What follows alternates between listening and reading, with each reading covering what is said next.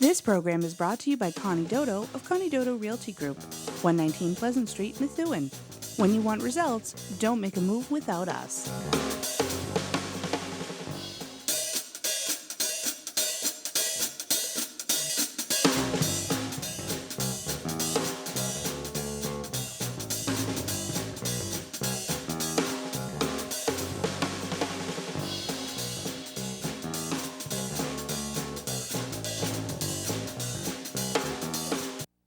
Hello, welcome to the Real Estate View. You guessed it, I'm not Connie Dodo. I'm Michelle Houle, I'm your guest host for this evening. And the reason I'm sitting in this seat is because we have a very special guest tonight, Connie Dodo herself. Connie, thanks for joining us. Thank you. Thank you for inviting me. You know, it was the shortest invitation I've ever extended. Really. You just snapped it right up. Right. It's a little different sitting on the other side of the table, which is good. It's always I good to think see you'll that. be okay. Good. I think you might know what we're going to be asking. Good, I hope. First of all, tell us a little bit about Connie Dodo. Where did you come from? How did you make it to Methuen? What happened? Actually, prior to real estate, I've been in real estate 14 years. I worked for a company for about 10 years and opened my own company 4 years ago. But prior to that, I was an area director for the Department of Mental Health. I operated a psychiatric hospital, 300-bed hospital, and I was responsible for 66 towns for mental health services. It was a $72 million budget I managed. So, you know, I think it was a good segue into going into real estate, which I was in mental health for 20 years. So the skills that I acquired in that job really helped me be a top producer in the Merrimack Valley area in terms of how to assess people's needs and get them what they need. So that's a little snapshot of me. Great, and definitely with a $72 million budget, Right. I think you know how to handle sales and Right, stuff right. like that. Contracts, a lot of contracts. So there's a lot of the skills that were transferable from that job to this job. So I think that's where the success came into play. Your company is an independently owned company. Correct. Now, I see signs all over the place for this company or that company or whatever. What's the difference between an independently owned company and maybe a company that I can have a house here or out in California and they're hanging in the same sign in front of them? Kind of what you're looking at is the difference between an independently owned company or a franchise. Having worked in the situation of being with a franchise, a company that I was prior to my own company, I had the ability to look at the pros and cons of having a franchise or an independent company. And I think the important thing is with an independent company, you can really spend your dollars locally to market. So the customer, you service the customer much better than you would if a franchise. I mean, I could have had a franchise and I opted not to, because I feel that the dollars that are coming into the company are going out on advertising and servicing the community. You know, I think it's important to be able to position yourself in the community to make sure that their house is marketed properly and that you're working in the best behalf of the seller and the buyer, but your dollars are going in that vein versus going to a franchise or a corporation where you have to pay some of the monies that come in for each transaction that go to that corporation or the franchise. You have to pay a franchise fee, which in this case, there's no franchise fee, so it goes back into spending dollars on marketing for the seller or getting it for the buyer, whatever we need to do. And again, what we've done as our company, we've given a lot back to the community in terms of monthly events that we've held or with different corporations and spent money there. So I think it's good. It goes right back into the local economy. So I think that's a positive. You mentioned two big words. I know when we were looking, my husband and I, of course that was 14 years ago. Now see, if we had known, but anyway, can't say. What's the difference between a buyer and a seller? Like, it seemed to me that obviously I was the one buying a house, but yet we had to have a buyer's agent and he had a seller's agent, but then how did his agent become a buyer's? I was really confused by all that. Well, 14 years ago, it was a lot different. Oh, okay. What they established in the state of Massachusetts is a designated agency. You have to designate your company either as a designated agency or a non-designated agency. So not to get into a lot of mumbo jumbo, the difference is most companies are a designated agency. And we're different, so I'm going to kind of go over the two differences. The Okay. designated agency is that if a listing is taken by that company, the only two people that are working for that seller is the listing agent and the broker owner. Oh, okay. And one that's more of a traditional, which we're not a non-designated agency. We function as, if we have a listing in our office, all of the agents in my company work for that seller. Okay. And if we have a buyer, everybody in the company is working for that buyer to make sure they get what they want. That's not to say that we can't sell one of our listings. And we do. We sell a lot of them because where we market our properties. We spend a lot on marketing, so we get the draws in terms of the buyer and the seller. So we sell a lot of our listings, and we tell the buyer, we're sharing everything with you about this property. Okay. But our fiduciary responsibility is to the seller. They are paying the commission. So that's where it comes into play. But we're disclosing everything about that property, so there's no confusion. People are clear about it. I don't think we've had buyer that has said, I don't want to work with you because you're the listing agent. Most people want to work with you. So that's the difference. 14 years ago, you could, and still today, you could engage in a buyer agency contract, Okay. so that's. So if I come to you and I say I want to buy or sell my house, or for example, I come to you and I say I want to buy a house, you're going to show me not just property that you have. Correct. You're going to look and say, oh, well, this other company has such and such a property on Smith Street. Okay. And what happens is, we're going to sit down, I'm going to say, Michelle, okay, let's talk about what you're looking for. Okay. What's your goals? What is it, come up with a list of the must-haves. Okay. You tell me, I have to have a 3-car garage. I have to have an in-ground pool winter and summer. I mean, whatever, we'll go for the stars. So you tell me exactly what you want. And I'm not going to take you to properties that don't match your criteria, Okay. because it's a waste of your time is very precious. I'm not going to waste As your is time. yours, Right. so, I'm not going to waste your time to take you to properties that do not match you. And it's not, if it's my listing, I'm not going to steer you to that. I need to make sure it's meeting your needs. Okay. And that's what everybody in all real estate companies should be doing, right? Exactly. And we're able to get multiple listing, which is the Massachusetts Multiple Listing Service, and we're also licensed in Mass as well as in New Hampshire. Oh, okay. So we cross both states because we're so close here in Methuen in the Merrimack Valley. You need to have both licenses, Now, when you say licensed, is this like you have to every year take so many classes? Did you have to go for a 4-year degree in this? What is that license that you're getting? What you do is you have to take a real estate course, and then you have to sit for a license, a test. So you get licensed. You have to get licensed in both states. Every agent in my office is licensed in both Massachusetts and New Hampshire, which is a good thing. But you sit, and every 2 years you have to take CEUs to keep your classes up to date and take the courses that you need.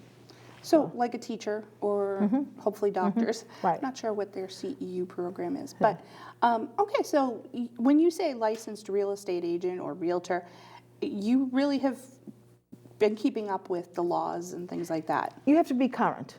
I mean, most people, we do a lot of interactions in the office. It's more hands-on. We learn, we read, we go through training. So that's a big thing. You have to stay current with the market. And, we talk a lot of national statistics and stuff that we'll probably get into later on. It's really the local stuff that you need to know what you're talking about when it comes to real estate. Because people think with the internet and everything else, push aside the real estate agent. Absolutely not. We're human. We want to be able to touch, feel, talk, something tangible. We don't want to just sit behind a computer. And they don't know all the nuances of that community. Right. So, that's another key component. Well, I guess it's later on, because my next question is, you hear about the housing market, both locally and nationally. What is it really like out there? What is a seller's market, a buyer's market? It's the right time to buy, it's the right time to sell. You hear it all, but what does all that mean? I guess one thing that, before we get into a lot of the statistics, when people say, is it a seller's market, is it a buyer's market, is it the right time to buy? Well, you know what? If I have to move, or if I have to relocate, that's the right time for me. So that's what you have to, where it gets into really sitting down with your customer and saying, okay, what is it that you're trying to accomplish? Is it you need to be in a house within 6 months, whatever the case is. So that's when you get into that period. But, starting, with the market when we had the boom in 2003 upward to probably 2008-9, things were going on in the market. The prices were escalating. I mean, it was kind of a market that was just off the Richter scales. 2011 to 2013, different story. Nationally, right now, what's happening is the statistics are showing that 20% of houses the sales have gone up. 20%. Wow. So that's pretty big. Yeah. 20% is big. Again, that's nationally. That's the sale price, and 18% in the amount of sales. So you look at two things from two veins. Price point wise was 20%, 18% was the sales. Okay. If we look at, there's a lot of factors, a lot of moving targets that factor into this. I mean, it's like the economy. Everything rolls into, what impacts real estate. And I think if you look at and you read a lot of the economists, and one of the economists for real estate is Lawrence Young. He's a guru in the Association of Realtors who predicts all these things. One factor with the economy is real estate is the last thing to get hit. Everything is attributed to people have to buy furniture, people get movers, people get services, so it's a snowball effect, and real estate's the last one to really get impacted. A lot of statistics, the 18% and the 20%, when we talk locally, what's happened in the Methuen market, it was like in 2011, the sales, we had like 297 sales. The average sale price of a house was $239,000. That's in 2011. That's the average sale price. The average days on the market was like 117. Wow. Average sales days. So we're going to give you a snapshot of 3 years. And this is from Multiple Listing Service. 2012, 369 sales. You can see it creep up. $252,000 was the average sales price of a single-family home. So we went from 239 to, so we're seeing an increase on what's happening. 97 days on the market, on average. Okay. So we're seeing that decrease. 2013, it's an interesting statistic, but there's a reason for it. We had 345 sales, which is less than 2012 because of the supply. We had a small supply in 2013. So the amount of sales went down by 9%, but the sales price went up by 13%. It went up to $270,000. So 2011 we were at 239, 2013 we're at 270. So let's talk about statistics and the doom and gloom and people saying, oh, real estate, what are you doing? Rates are going up. Rates are still good. And we're still at an all-time low. Oh, yeah. So it's rates are still fabulous. So we certainly, in the average day on the market last year was 88 days. So we're seeing it bounce back. Now, when you say on the market, that's from putting it with you, you put a sign in the yard to actual closing? Correct. Or to, oh yeah, I'd like to buy that house? Closing, yeah. Wow, that's really good. Yeah. Because Actually, no, to when it goes under agreement, usually that's the 88 days. oh, okay. Sometimes a house could go under in 7 days. Right. So it factors, that's the average, so. And I'm sure a lot of that depends on houses and what the condition is and everything like that. Like today, right now in Methuen, here it is February, there's 77 single families on the market. 2010, 2009, we're up to 250. So you can see the supply issue. And that's why the number of houses that sold in 2013 are less than 12, because we had a supply problem. Okay, so when people perceive it as a bad economy, they hang on to what they've got. Correct. Okay. And I think what's happened too is that with, the short sales and the bank-owned, people were upside down and they didn't want to pursue and sell. So I think we're spinning out of that. Okay. So that's helping some of the numbers here. We talk locally, we could Merrimack Valley, and we can talk Boston. Boston is another, it's a hotbed, multiple listings, and we're seeing multiple offers, and we're seeing the same thing locally on some houses. Nice. Which is nice. I mean, the rental market played into a lot of this. A lot of people were in a short sale situation, so they couldn't purchase. Okay. So after 3 years, you can purchase. Oh, okay. So now that spins out, so we have more people in the buying market right now. So that's where we're seeing some of our supply problem. Nice. Do you handle rentals too, or just Yes. sales? Yep. We So do if rentals. I'm looking to rent a house, I can also come to you. I don't have to sit Apartment. there and look it up. Absolutely not. So we do rentals, and we can find them, through multiple listing as well. I mean, the Boston market for rentals, it's the third largest in the country. Wow. Price point wise, the third. That's pretty big. They So- get high prices. Now, when you're saying Boston, are you including Methuen in that, Proper. or just Boston proper? Yeah. Okay. So, I mean, just the price of some of the houses in Boston is scary Right. anyway. Right. But if I need to find out information, it's not just Methuen that you would cover. Absolutely not. Again, we do the whole Merrimack Valley, and I kind of want to, because it's a Methuen station, to give stats on Methuen, but Yep. we cover the whole Merrimack Valley, as well as we even go to the Boston area and New Hampshire. I mean, Okay. New Hampshire's, their supply is greater than ours. So people, we help them look at, if we can't find it in Methuen, okay, let's think of other alternatives. Where are you working? What do you need to do during the day? Where's your child care? Whatever the case is, to make Okay. sure it's close within home. But New Hampshire's a rock's throw. I mean, so we have the access there, so people need to tap into that. And we're certainly educating people on that, because sometimes people get a little skittish about taxes and so forth. But it's all an educational process, and that's what the agents in the office are doing. It's just not sales.